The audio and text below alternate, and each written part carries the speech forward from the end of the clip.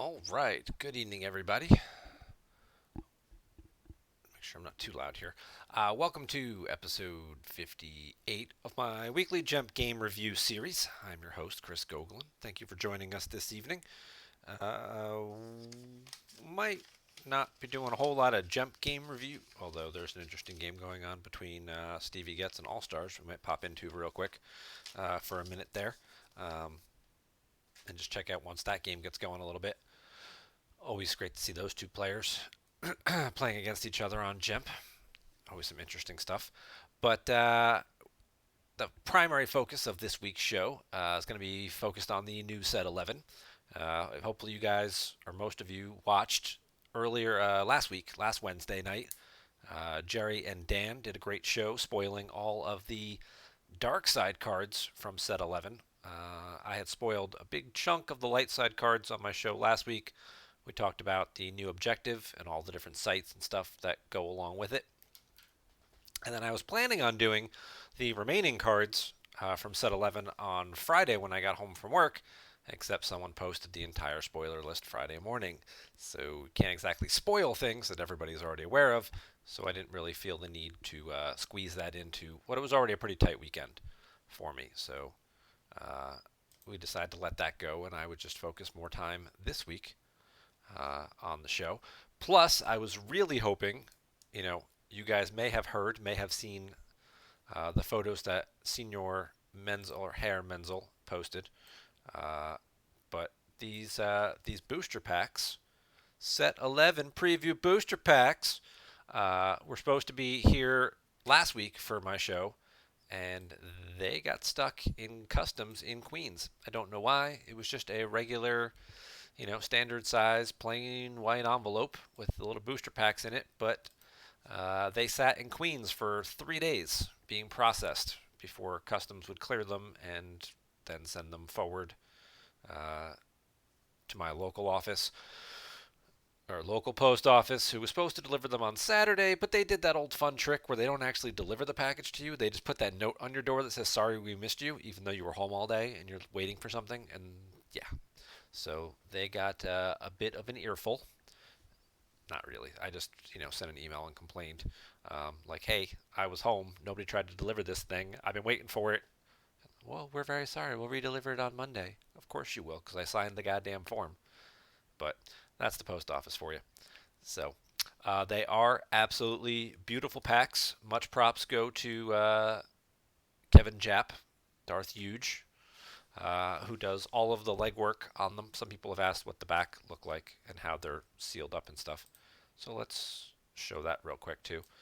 So yeah, so you have this wonderful logo and everything on the front, booster pack, and then it's just heat sealed on the back to tighten that up.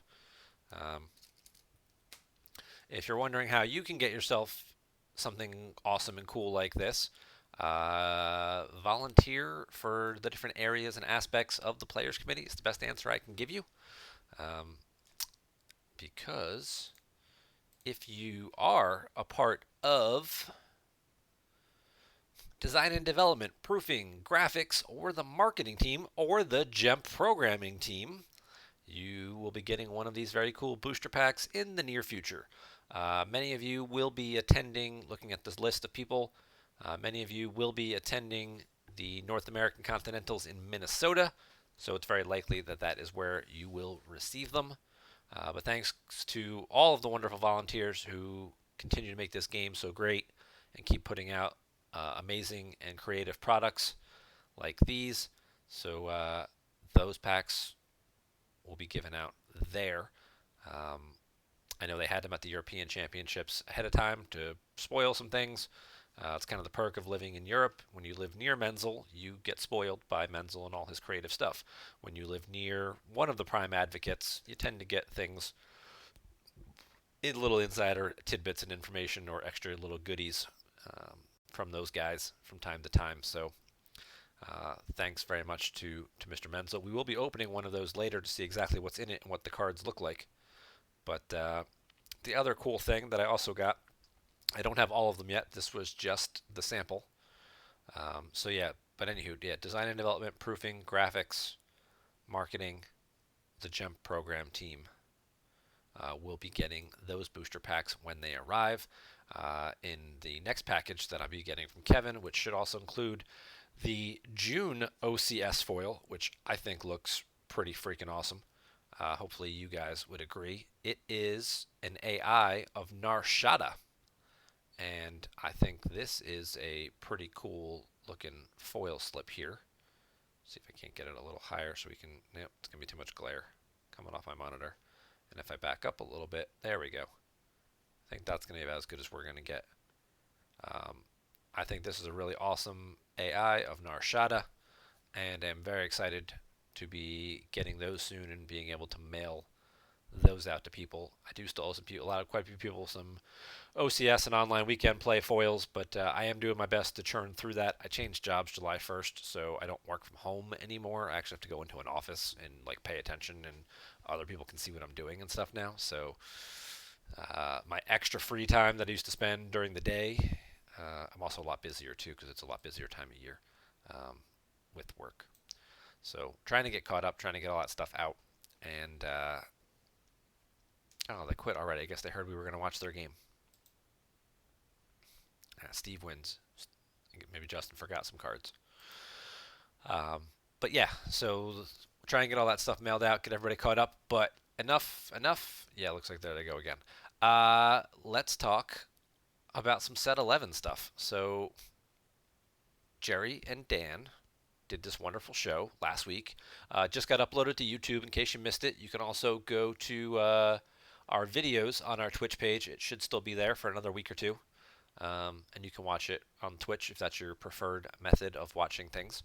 But they went through all the different dark side cards, spoiled them all, talked about different potential uses for them. There's a number of unique different cards in here that will certainly help quite a few decks. Of course, there is the new objective, which gives a big boost to um, it's a legacy throwback. It helps the separatist kind of stuff with Grievous and a stunning move kind of stuff. So you get some stuff with the invisible hand and all that fun kind of stuff. You get Proximo's a new gangster. You get Reese, who's another bounty hunter who makes them all immune to clash and barrier. Well, not except for Stupid Fet. They're all immune to clash and barrier here. Wish it would be better if it was anywhere, but here, at least that's some protection. And then he still does the weird stuff with drawing threes. The Carbonite Chamber console, which, if you are using more of a Frozen Captive, gives you a nice little bump and gets you the He's All Yours Bounty Hunter card. Matching Black Squadron guys gets a bit of a boost. The He's All Your Bounty Hunter lets your Bounty Hunter draw one if unable to otherwise. So your weird Bounty Hunters that don't draw by themselves, people like Jodo Cast, Django Fett, those kind of guys. Django's kind of situational. If they don't have the right person there, he wouldn't draw against them. Um, this would give you at least an out and let you draw Battle Destiny. That would, be very helpful in those situations. Reese, a couple other people that don't quite draw by themselves. Because it doesn't even say if alone or anything like that. Because I know it's with like IG88 with Riot Gun and Zam. They both like if they're alone they do things, and if you're like, oh no, they're with Forlom, and now I don't get a Battle Destiny because he's not alone, or well, Ig does because he's with another bounty hunter, but I don't know if he was with like say Dr. Afra or somebody, and you're like, I only have 3 ability, I don't get a Destiny now. You might be able to get out of that situation with a He's All Yours Bounty Hunter. The card that I think I was the most excited about, and I'm sure a lot of people were too, was this Vader's Anger card. It's kind of a Vader-specific Sith Fury, where if you just draw him for Destiny, you take him into hand or redraw it. But you also get this text. Just hit a character, you cancel their game text. So then that can set up a cycle with the new Vader. Was it Emperor's Enforcer? Vader Enforcer, whatever. Yeah. So say Padme's there and his game text gets canceled. Well, then you hit Padme, play that interrupt, cancel her text. Then he gets his game text back, and then he can do something and cancel somebody else's text, or Choke Vader can then kill somebody. Yeah, or it's just immune to attrition again, which is always awesome. Which is good there too. And then it also lets you cancel Blastador Kid, Dodge, or Rebel Barrier, which are So you put Vader down, and they kind of, or Vader's already there, and then you go to back him up with Doctor E or Maul or somebody, and they're like, "I'll barrier that guy," and you're like, "I will play a used Destiny 5 interrupt and cancel that." Pretty cool. So lots of good options here with that. Then you get all the new sights, yada yada. This stuff all ties into the stunning move objective, which we won't quite go into too much. I haven't looked at it too much to really know what all these different sites and texts and how they all play out. So I also know Jerry and Dan did a pretty good job covering that and talking a little bit about the legacy version. And then you got your ships and your weapons. What did Lightside get that we haven't revealed yet? How about Ahsoka Tano, Jedi Knight? Wow, that seems pretty strong. Um, she's a rebel. She's a Jedi Knight. She does not appear to have an Episode 1 icon, so she's not restricted out of decks like Diplo or things like that. So that's another really strong character for decks like a deck like that. Subtracts 1 from opponent's battle destiny draws here. That's just a pretty good ability on any character.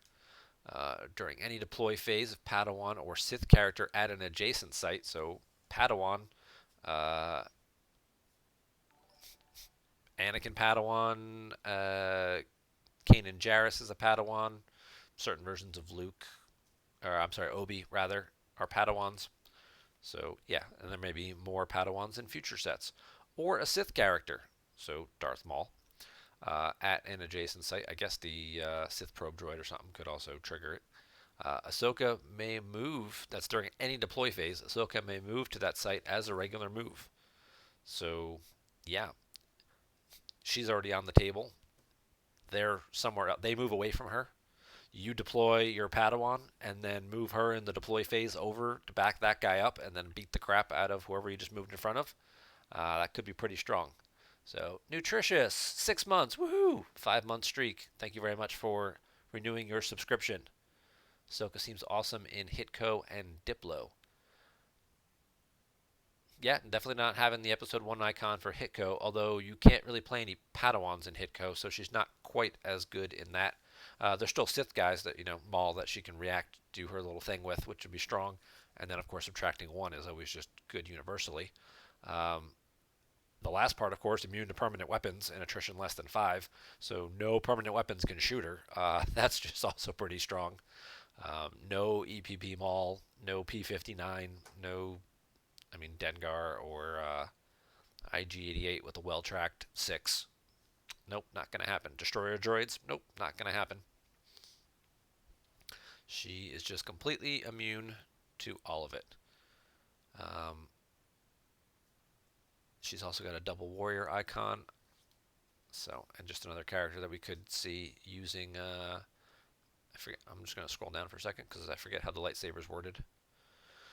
Deploying your character ability greater than 4 or Padawan, but it's not unique, so you can't match for it. But if you got like a used pile pull or something, you could get it out that way, or weapon lev to get it out of your used pile, or Ray to take it out of your So lots of different ways to get to Jedi lightsaber V, but you don't have a specific one for Ahsoka. I don't think we have her lightsaber yet. So strong stuff with her. Vanden Willard becomes an Alderaanian because, that's just one more guy for Bail to interact with and give you force drain bonus stuff. Once per game, place your just lost Alderaanian in used pile. That's anywhere. So Bail, Leia, Captain Antilles, handful of other people. Once per turn, if stolen data tapes delivered, a system liberated, or Stardust on your spy, I think we covered this card already, place a card from hand on used pile, draw top card of reserve deck. So Diplo, if you've delivered the tapes. System liberated is the Yavin 4 operations objective, or Stardust on your spy would be the no idea deck, which he also slots into because he's already a spy. Place a card from hand on use pile, draw top card of reserve deck. So 3PO text. So don't need to use 3PO in any of those decks because you can use Vanden Willard instead. And these solid, stable deploy forfeit ratios with Insurrection, he's a 2-6. Not bad. Maz Kanata is another new card we haven't looked at yet. Information Broker, probably not too relevant for light side. Uh, Leader's always good. Alien leaders are always come in handy with things like Ancient Watering Hole and Agents in the Court and those goofy objectives. Opponent's total battle destiny is -1 here. Okay, that's fun. Force sensitive, ability 4, pilot. Okay, so space or ground. That -1 text could come in handy, keeping a ship from getting its immunity broken or uh, one less card you have to top deck. During your turn, reveal the top 3 cards of your reserve deck. Take 1 alien into hand, if possible, and shuffle your reserve deck. So show your opponent the top 3 cards of your deck. If one of them happens to be an alien, you get to take it into hand, and then you shuffle your reserve deck. Very useful in a variety of decks. Could see her slotting right into QMC very easily. With a low deploy, that would certainly help that deck out in terms of flipping and setting up. Plus, she draws Destiny by herself. Plus, she can help get you some of your other aliens, like Calfal, like Harksef, like Lando and Lobot, and guys like that. So, very very interesting card in Maz. Curious to see just how many decks she slots into. We get the Rebel Trooper reinforcements. Just sort of a generic little trooper group. Deploy as a react. Deploys -2 to a site where opponent has more characters than you. Ambush is a used interrupt. Okay, so that's a hidden little ambush guy. We've already covered Holdo. Cyborg Construct. I think Lobot pulls this. I'm not sure if that's the regular one or the virtual one. Maybe he doesn't anymore. Maybe that's a legacy version. But Cyborg Construct. Device. Deploy on alien. Ability less than 3. While at a scomp link, computer interface is a used interrupt, and once per turn, you can use a force to get computer interface. Well, please hold. What the heck does computer interface do? Is it even coded into GEMP? Let's find out. It is not. Okay, we're going to have to do this the hard way. Do, do, do, do, do, do.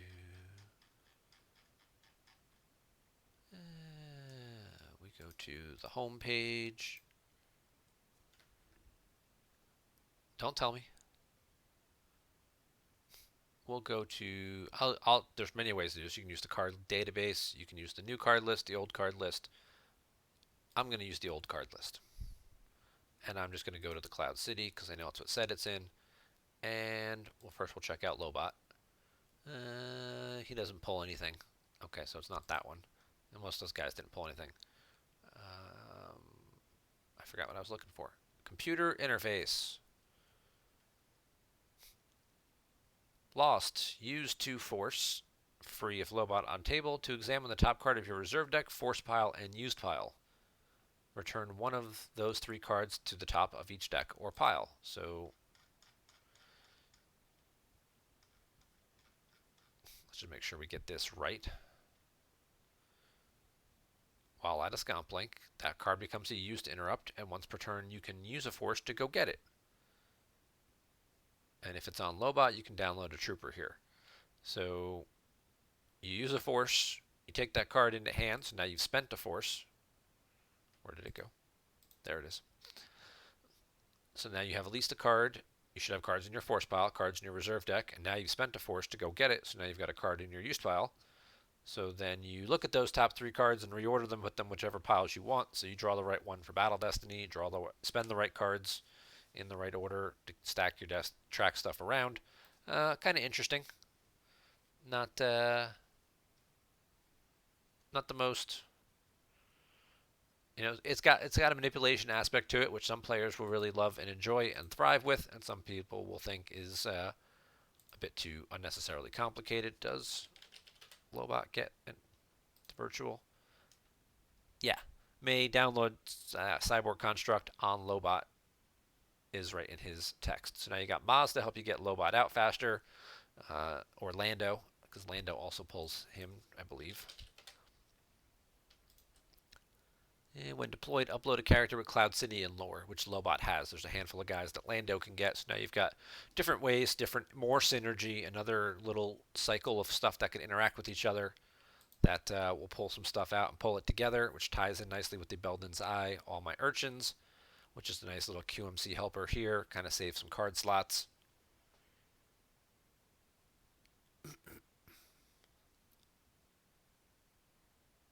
With 3PO, you can set up your top Destiny card, take what was used from hand to put onto reserve. Yeah, you can definitely do that with 3PO and cycle stuff around. There's different, or Vanden Willard or anybody else. Probably, or then rescue in the clouds to then get the card you want. There's a number of different ways that you can find to take advantage of that type of manipulation. Um, Playing the right interrupts, then set up the low destiny to play the neighbor and to move your guys, or set up the high destiny to play the off the edge to retrieve a bunch of force. So knowing what your destinies are and where, and then being able to take advantage of those things and set up the right situations. There's a dozen things you can do with that type of information and knowledge, especially if you can consistently do that, which is what made the handmaiden stuff so strong when that was being played. So, what else we got? We got some cloning cylinders. Use 4 force to deploy on table. Well, that's expensive. During your droid phase, stack a non-unique clone from your lost pile here face down. Start your turn, turn all cards here face up. You may deploy any face-up card stacked here as if from hand. Alright, so you spend 4 force to put it on the table. Then during your draw phase, you take a clone out of a non-unique clone, so none of the good ones, out of your lost pile, and stack it on that card face down. And then at the start of your turn, you deploy it, you turn it face up, and then you can deploy cards that are face up off there. Alright, so something else to help clones a little bit, but that it's probably still not quite there yet. Probably still needs a little bit more.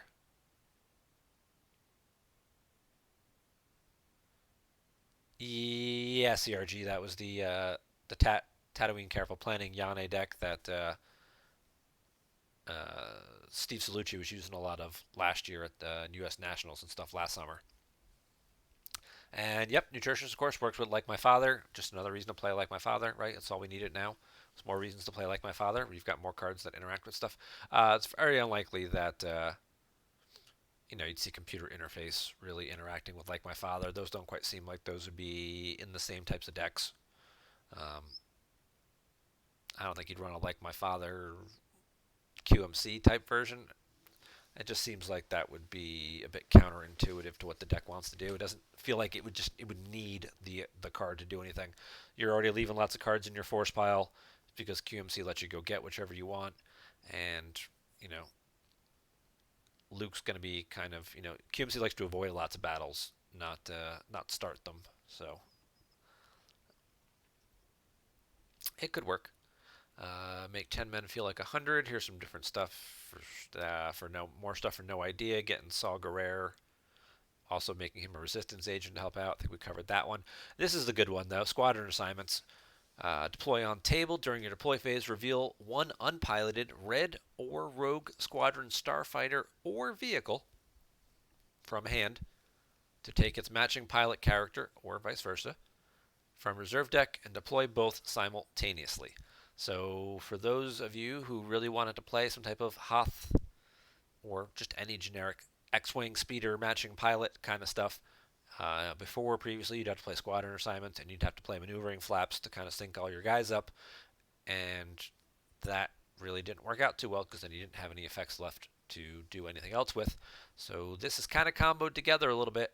So you get your red and rogue squadron guys can all go work together, and you can get your wedge, your hobby, those guys would match them up with your Jack Porkins or your Kier Santich or whoever that you need running around in space, and probably have some good synergy there between guys that can work both piloting vehicles and piloting starfighters and whatnot. Let you play your X-Wing laser cannons on your red starfighters, Rogue Squadron starfighters as well. So certainly a bit of new deck design there. This kind of becomes a splashable card that then lets you put different character vehicle ship packages together in a number of different decks. You could see something like this in Diplo being very useful. Some type of Hoth deck, of course, and there's probably a few others that this would work well off of. Yavin 4 Ops, yeah. So that certainly seems like those types of decks are going to get a nice little boost and be able to play a little bit more of the matching stuff and not so much just relying on either piecing stuff together, which whatever combos you happen to get, um, and having to play some other stuff. So this should thin that deck down a little bit and give you some more room to play some more fun shenanigans. We talked about the force projection. This is the new starting interrupt we talked about before.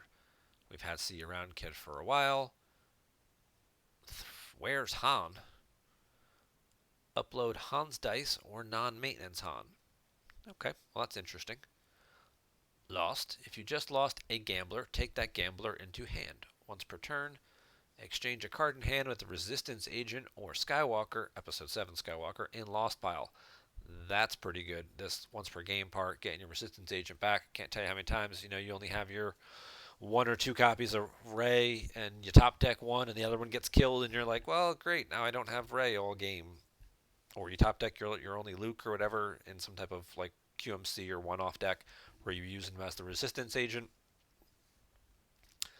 And yeah, so being able to, and then they're flipped the whole game, so then of course you can't retrieve, so you can't use your Jedi Levs or any of those other tricks that you would use to get him back to stop the retrieval, so to get that stuff going again to flip their objective so then you can retrieve. So this being just a straight up exchange is pretty well designed and should help a number of decks play out a little better against map. It'd be kind of an in-game thing. If you just lost a gambler, well, what kind of gamblers do we have? I only want to see light side cards. You got Bodhi, you got Dash, you've got Han, most versions of Han, and Lando.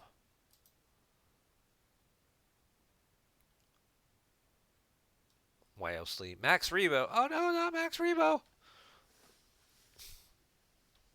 And Sergeant Dewallen. Okay, so yeah, so there's a few guys that this could be useful for.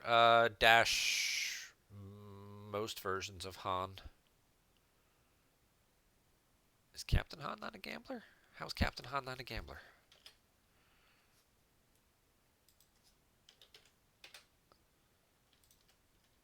Smuggler and Scoundrel. Not a gambler. Look at that. Okay. So, handful of guys you can get back. Han's Dice is the one that lets you basically redraw a Destiny. Probably not all that useful. But if you just lost a gambler, taking him into hand or doing this exchange, so nice little utility interrupt. Not bad.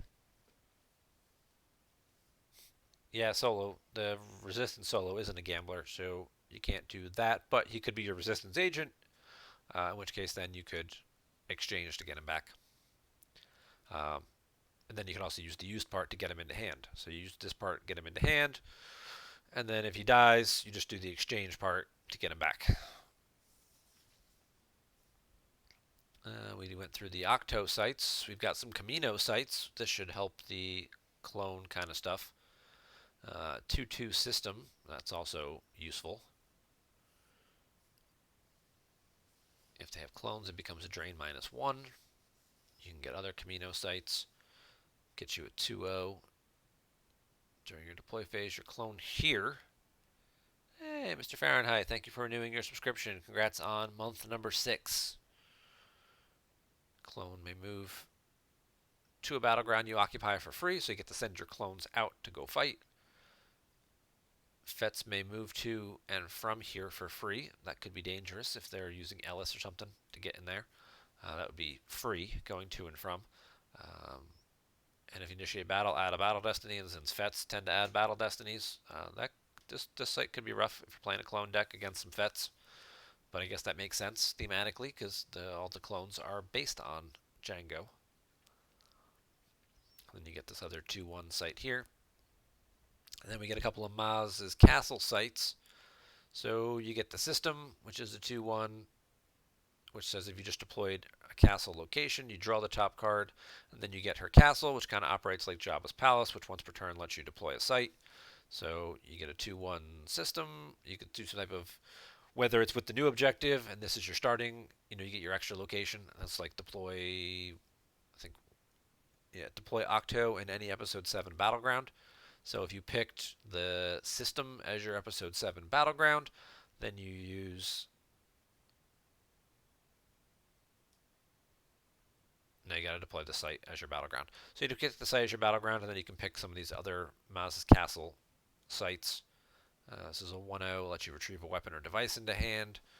Then you've got a 2-1 that lets you go get an alien, Episode 7 alien, so that would be Maz, who would then get some other guys. So there's some pull chains here that can move some stuff around. That's not bad. So certainly help out with those, like I said, those watering hole agents or just alien decks in general. And then the new Yavin, which certainly a couple of decks will take advantage of, especially Yavin 4 Ops being able to start it.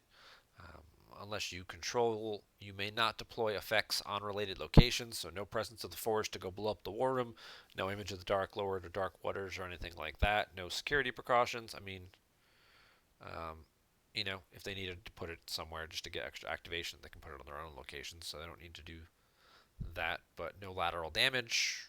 It does say effects, and it doesn't say effect of any kind, so routine effects would probably still work, um, unless that's not the way it was intended to be worded. But yeah, no, sun's down or any other goofy shenanigans or whatnot. Um, there. And then light side's taxes. If Haven is canceled, it goes to your use pile. So that's pretty solid. If they cancel Haven anywhere, it goes used instead of lost. So you can see this going, being quite useful in like EBO or something like that. Play this as another system. It's a 2-1 that becomes, drain a 3 with EBO. You get the flexibility of which system do I want to put Haven on, depending on where you need it. And then if it happens to go canceled, you can go used, and then you can get it back later and then deploy it on the other system or something like that. So Hyperdrive, Camino, WAP, Camino clones. Yeah, those could be decks. Probably tier 2 decks for now. I don't think the clones have quite enough stuff. I mean, they have some interesting interactions. Certainly can win some games, but I don't think they'll be dominating the top tables just yet. But they certainly got some more fuel. They got some more fuel, and I think, not every new strategy needs to come right out of the gate and be, top deck, the most dominant thing played.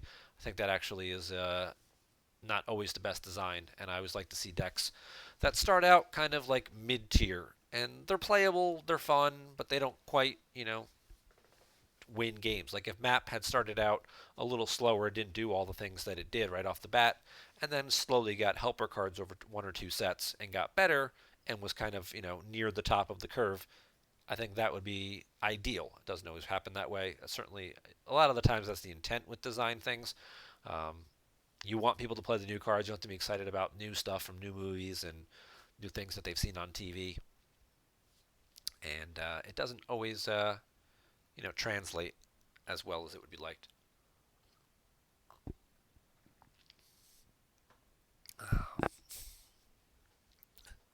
Yeah, it needs a good platform still.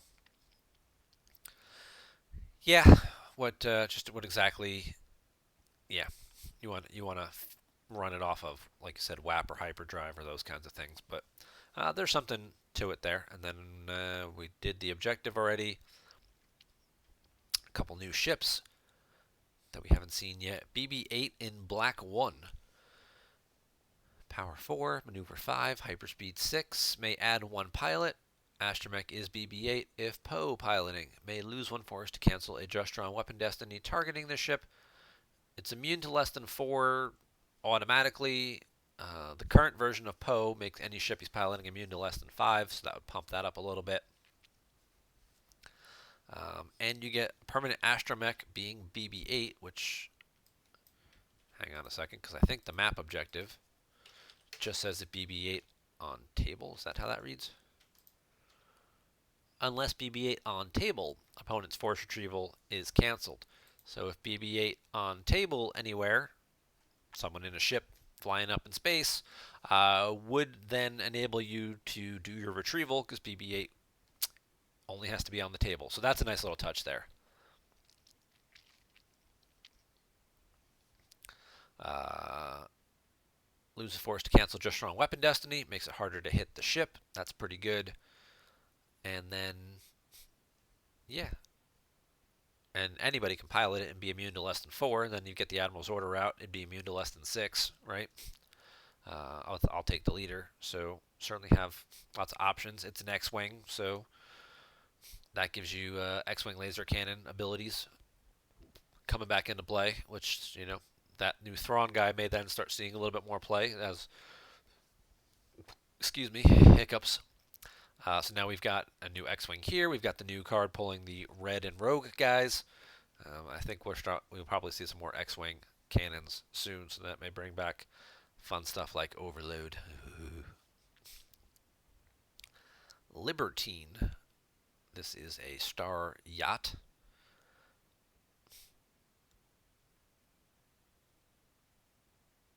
Two pilots, passengers. Relocate your character of ability less than 4 aboard from a related exterior site. While these guys aboard, it's immune to attrition less than 5. Okay. Doesn't overwhelm me at first, but I'm sure there's it's it's a starfighter. Okay. So that's good then. So it's hanging out up in space with 2 pilots and passengers. And then you can basically beam people up during the deploy phase. So if you're short a pilot because your guy died last turn, you could beam somebody up, slap him in the pilot seat, and then do some battling. Not bad. Tally. Is this Rose's sister? Is that who Tally is?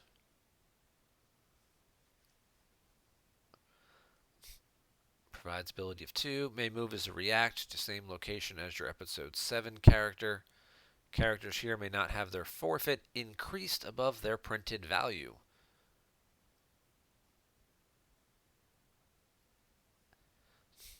Alright, so she's a person in a ship that can move as a react to where you've got an episode 7 character. Alright, so old allies and some other stuff this could be helpful in. Or the new objective. I mean, lots of decks have Rey and Solo in them, or Chewie, so there's certainly options there if they're in space, or Poe. Characters here may not have their forfeit increased above their printed value. So that would certainly stop a lot of the do they have a code clearance or Imperial Arrest Order shenanigans that dark side decks like Ralops and Entanglements have been taking advantage of for quite some time now. So those cheap little guys, instead of forfeiting for 7 and 8, will now be forfeiting for 4 or 5, possibly 6, depending on the guys. So that's not bad.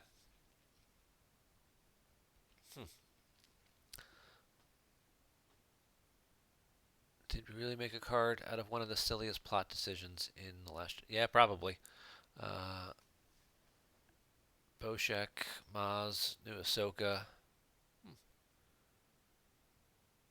Oh, different ways to reduce battle destiny draws. Yeah, not sure I feel about all the non-move phase movement in this set. Yeah, there are quite a few things that between guys reacting or people, like Ahsoka moving or what else? This guy's getting beamed up or whatever. There's a handful of things that are breaking the fundamental rule of the game, which is the move phase happens after battling for a reason. So you can't just jump people all over the place and beat the crap out of people. We'll be curious to see how a lot of that stuff plays out. Certainly going to make people a lot more cautious, at least especially in the early stages of this set. As people get more familiar with the cards in general, and it's a larger set, not knowing what all the card interactions are going to be. This first couple of weeks, and probably the first few rounds of North American Continentals, probably going to see a lot of timed games. People are doing a lot of reading and wait, this is the guy who moves as a, well. Wait a second now. If I do that and deploy there, well then you're going to deploy the other guy, and you're going to react, move over in the deploy phase, or yeah, there'll be a lot of that going on, and it's probably maybe one or two too many cards. Maybe they could have held one or two of these things back and staggered them over a couple of sets. Test the mechanic out. I mean, obviously, yes, I know these cards were play tested, but in the larger scheme of things, in the whole environment, and just sort of see how they sort of manipulate things and change the dynamics by having that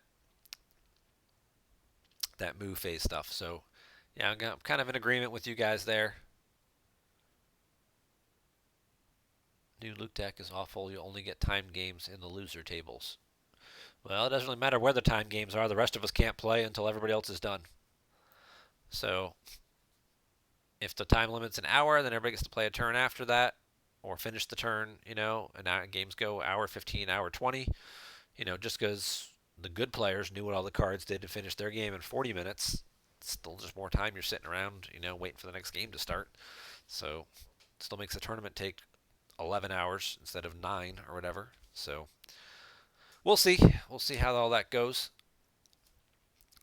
But I think what we're going to do now, before we pop back into the old GEMP lobby and see what's going on, I'm going to open this booster pack. So we're gonna open this very pretty, for those of you joining in late, Set 11 Preview Booster Pack. Ooh.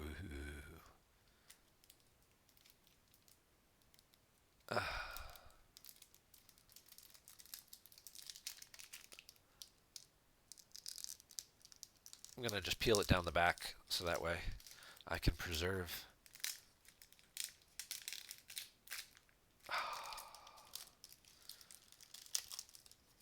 Let's see what we got. Dun, dun, dun, dun. Now, of course, some of these images may be subject to change. So let's see, what did we get? We got Camino. Ooh, light and dark side of Camino. That's a cool slip. We got the carbonate chamber console. That's just a half slip. But that's what it'll look like. I think Bastion spoiled this one already in the Slack chat a week or so ago. This was the graphics for the new objective. That looks like a basic land card or something like that from like Magic or something. But that's a pretty cool image on the back of the objective there.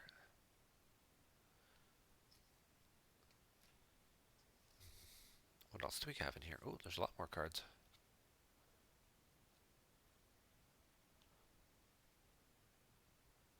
Make 10 men feel like 100. Well, that's just a nice little commando team squad there. It's a cool little picture.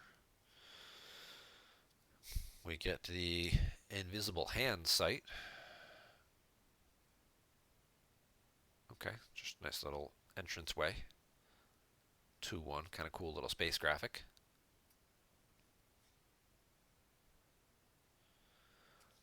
What's going on here? Spoiler, it's Jabba's Palace. That would be funny. Complete as being eschewed the real V experience. Yeah. Image is awesome, very pretty. I'm giving up on the fireworks troll. It is taking too much effort. Yeah, I know, Dorsch, how you feel about effort. Let's see what else we got. We've got the Jedi Village. That's a cool little graphic there.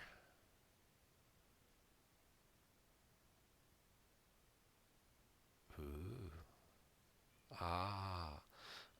Squadron assignments, which is just, squadron assignments. It's a half slip. Ooh. I'm going to take this one out of the sleeve that it's in, if I can. Oh, without damaging it. Because this one's foil. It's Ahsoka. And it's a foil of Ahsoka. Ooh. Ooh.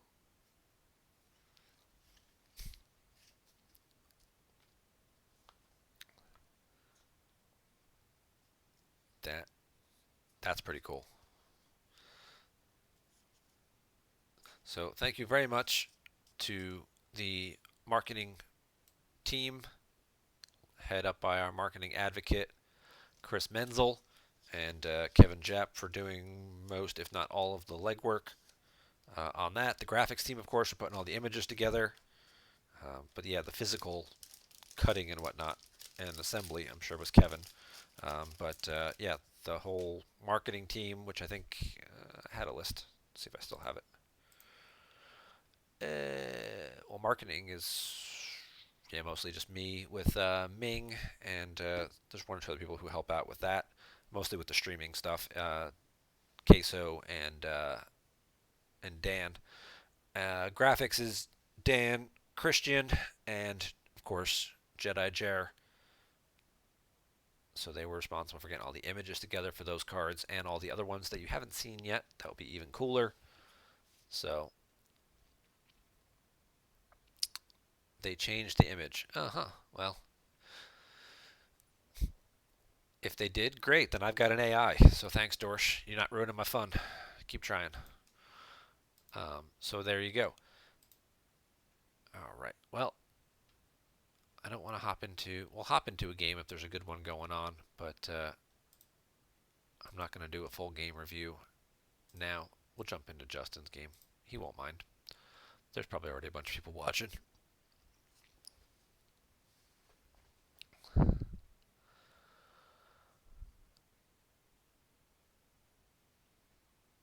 You offered to give me $10 for it. That's true, you did. But then you're trying to say that it's worthless and I should just sell it to you for $10. You're sad that it's getting changed. Who knows? They thought they were going to change Luke, and then they ended up getting the permission and changed him back, so maybe it won't get changed. What do we got? We got Rops, we got Hitco. We've seen this game quite a few times. Luke, that version of Luke and Hitco. Well, that's at least interesting. But he's setting up shop over here with Ray. Flipped Rops back. Get some force draining in. This site is projections to make that minus, so it's not really a whole lot of damage going on either side of the pile. He's paying to drain.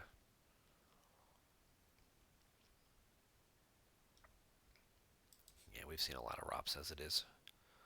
Hoth versus Huntdown. Premier to Death Star 2, Agents of the Court. I'm going to pass on that one. So.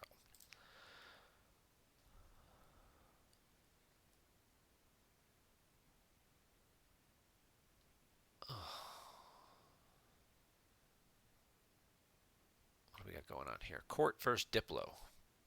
Okay, that could be entertaining.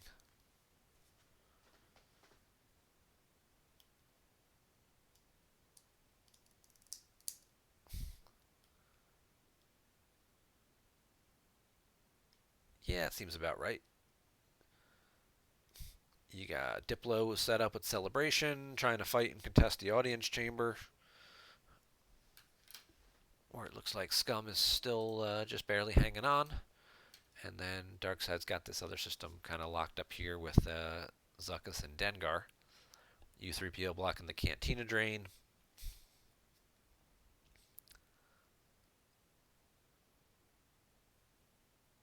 Ooh, now there we go. Might get a battle here in the audience chamber.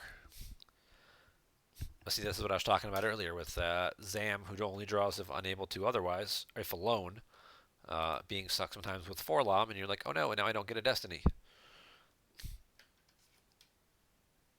So that new interrupt would come in handy there. Django Fett, always good time. Not with an EPP guy, but he is with the Jedi, which is one of his requirements. Again, guys, like I said, who don't always draw Destiny. So a little boost there with that new He's All Yours Bounty Hunter card. Now he'll actually add a Destiny, plus he's got 5 ability here, so he'll get a second one. Forlom can cancel somebody's game text there. And Probot, probably just some extra power forfeit fodder here.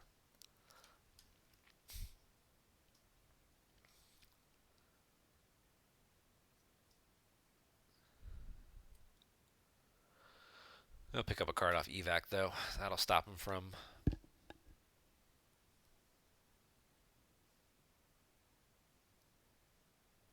getting the extra battle destiny. But he will get to retrieve two guys, or two cards.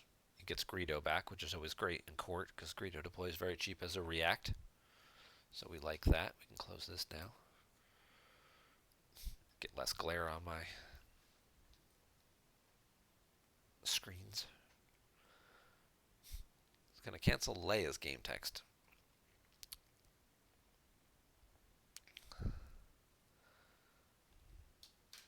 If you're thinking about which character you wanted to die, it doesn't really matter so much in the grand scheme of things, I guess, right? Because either way, I think we can both agree he's only drawn one destiny and Leia's going to die. Especially since the card he picked up was Luke's lightsaber. So I think it's safe to say that that lightsaber is going to end up back on Luke next turn. Diplo is not flipped. Alderaan isn't even on the table. This may or may not be the no flip version.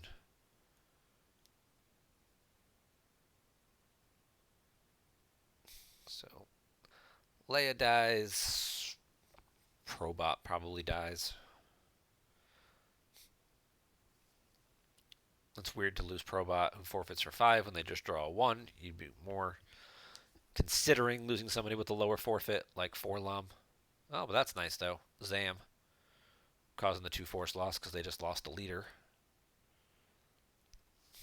That's always a good thing. I really like Zam. I always thought Zam was a pretty cool design card. Opponent's leader just lost from the same site. They lose 2 force. It really comes in handy in a couple of matchups. Oh, he's got an old band to bring her back though. Okay.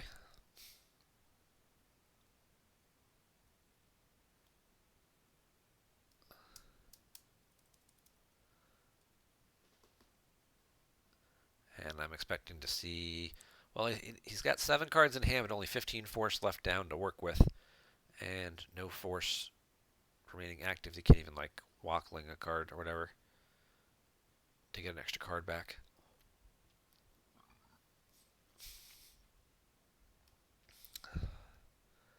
But he does have Celebration sitting on the system there. R2 and 3PO who will just keep soaking up. Yeah, a lot of people do that when they're trying to set up Celebration. They'll play like a non-flip version of Diplo, and then you just park R2 and 3PO here because they forfeit for 7. They go to the Dune Sea. Then you just shuttle them back up, and they just keep absorbing lots of damage. And then you use evac to make sure they don't draw more than 1 destiny. It's fairly unlikely that they're getting more than 7 attrition against you in that scenario. At least as long as you have cards on evac. You can put someone like Torrin Far up there, and you can keep stacking more cards on evac to keep looping that around. But yeah, I mean, you get a destiny from Bale, throw another pilot on it, any random guy. You get 2 destiny. They only get to draw 1 because of the way the text on your system works, unless they have the right ships there too. So it's a strong way to do it, to not the non-flip Diplo. You leave yourself the option of flipping. Like you'll play Alderaan because you can. It's not deploy, right? It is deploy. I mean, you could play Alderaan and whatnot. Some people don't. Some people don't even run Chandrilla. They just play these 4 sites and this, and you get yourself a pretty decent force activation, and your opponent's probably going to give you at least a couple force, unless you're playing against Hunt Down.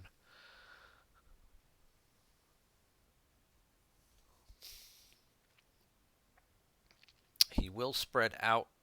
Doesn't get the extra drain because of U3PO, assuming he's still undercover. Yep. And making sure maybe his cover had been broken and he was stolen. He is not. So now I'll get a 3 retrieval off of this celebration here. If that's what. Yes. Okay. I figured before I make sure that that's not like launching the assault or something. That shouldn't be there.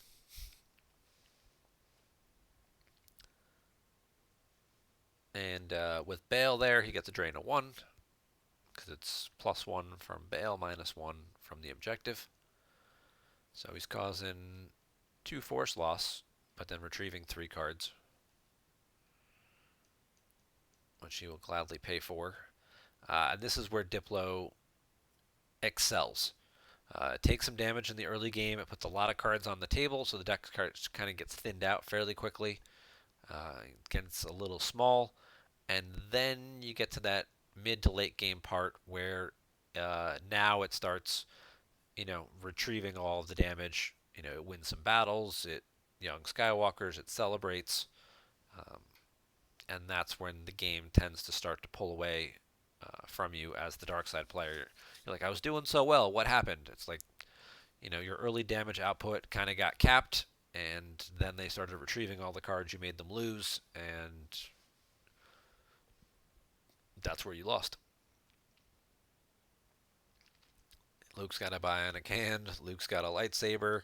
See if he has any interesting interrupts in his lost pile to exchange for. Whether he's got a clash or like a clash on Jango Fett here would be pretty brutal, and a Ben Kenobi.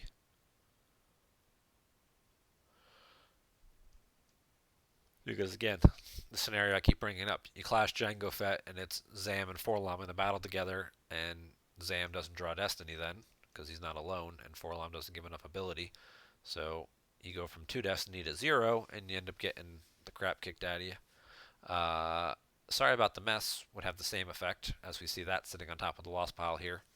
Uh, the reacting Greedo by Joker King. Good move there. Not only does that give you a little bit extra. Oh, well, look, and he had a projective as well to cancel the battle. So Greedo giving you extra power and forfeit, so you don't get completely beat down. Still doesn't give you enough ability because he's only ability 1, but it also does force them to spend a force to fire weapons, and that could, yeah. Now he doesn't have force to move away or retrieve or do some of the other stuff.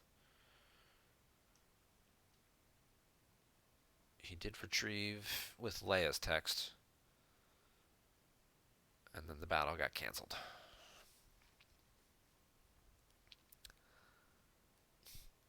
Still a good turn for Lightside, though. They reinforced their primary position.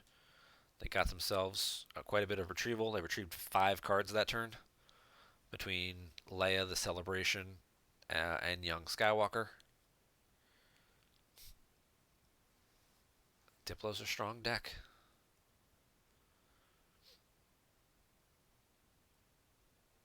Like I said, it's got those fragile first couple of turns, but if you survive that, then you are in pretty great shape. Let's go full screen on this. The other thing, of course, is we still have to finish up those European you want to call it Endor Championship, European Championship playoff games. I do have the games between Bastion and Kuhn to finish reviewing. Hopefully, we'll get those done later this week. Um, Bastion did warn me that both games went pretty long. The second game went to time, and it was an hour and 15-minute time limit. So that's definitely a time where I have to block off like a solid close to 2.5 hours in order to do the game reviews and all that stuff. So that's why it's been taking me a little bit longer to get to those. Oh, we got Afra coming back, and she brought Probot along for the ride, and a P59. Now P59 is not so good against the Chewie. Oh no, it's power minus less than 4. It's the other Chewie that screws up. Chewie Protector's pretty decent. And a Dr. E. Ooh. And you just wasted Chewie's Protector's game text. Ruh-roh. You used Chewie to cancel Afra's text instead of canceling Dr. E's text.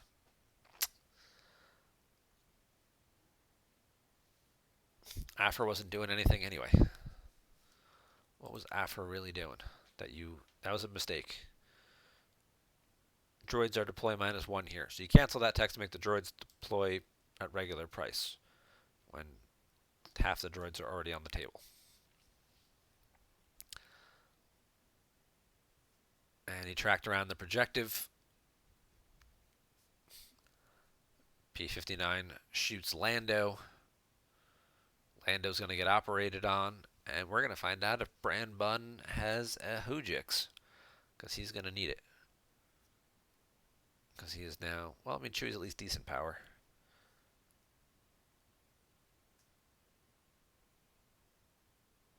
He's got to lose 2 force for P59.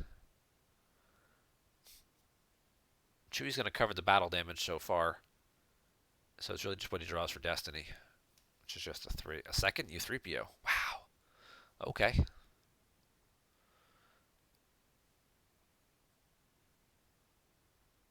And Brandon's going to concede. Well, Chewie would have died. He'd have probably peeled 3 cards. They could have kept playing for like another half hour or so. But here we are. He's what? He started the game 10 minutes in and then has given up. That's just bad form. So, all right. I think we're going to wrap up this week's show. There's not a lot going on. Actually, no, we can take a look at the OCS standings real quick. Zlorfic, Steve Brenson, and Gavin, all 11-1 for the month. Very impressive. Gavin hanging on here by right now the fact that nobody else is anywhere near 11-1. Nick finished 10-2, pretty strong, solid month as well. I know one of his wins was against me. Good job there. Tom could also get to 32, but in terms of guys who could get to 34, I don't think there's anybody else left. 6-3, 6-3. Steve's still here at 6-0. Steve's got 9 days left, so Steve would need to basically, and with his 29%, he'd need to pick up some solid wins against some people with higher win percentage totals in order to, even if he went 11-1. If he went 12-0, obviously he moves to the top of the list, pushes everybody down. He qualifies with Brenson, and Gavin would be odd man out there. If he loses a game along the way, then this 29% probably wouldn't hold up, and he'd probably finish in 4th, and Gavin would still qualify. That's if he plays all 6 games. Anybody else down here, I don't think, is really in. Kimura at 4-0. He's got some work to do if he wants to make a run for it. But Andy is certainly capable of winning some games if he puts the time in. And there's a lot of people here who I'm sure will just be trying to get their 8 games in to get their foils. I don't know what the July foil is yet, but as we revealed at the beginning of the show, the June foil is Narshada. We'll put that AI back up there for just a second. Not going to do the enlarge thing. So, Narshada. Silverglund's opponent less than 40% for the nth month in a row. Look, dude, keeping your opponent's win percentage up ain't easy. Especially when you're winning all of your games, like Silverglund tends to do. The people that he beats automatically have more losses. So, he also happens to play at the weirdest times because he's a European. There aren't a lot of people on when Europeans have time to play. So, cut the shenanigans out.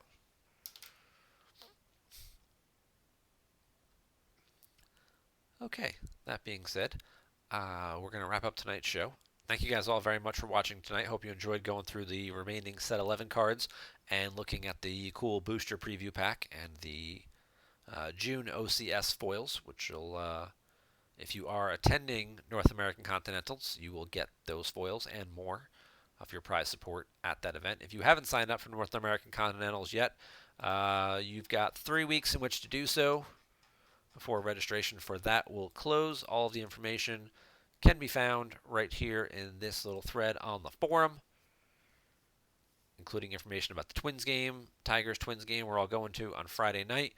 We are purchasing those tickets later this week, so if you haven't signed up yet and you want to attend the game, you better do that ASAP. Or if you want to just attend just the game and not play Star Wars, but you're going to come anyway, message us and we'll get you the information about how to pay for just the tickets to be part of that group outing. But we are going to order those tickets within the next couple days here. So after that, you can come to the game. You just may not be sitting with the rest of us. So we'll be back next week. We'll do some more GEMP game reviews. And thank you all very much for watching. You guys have a great night.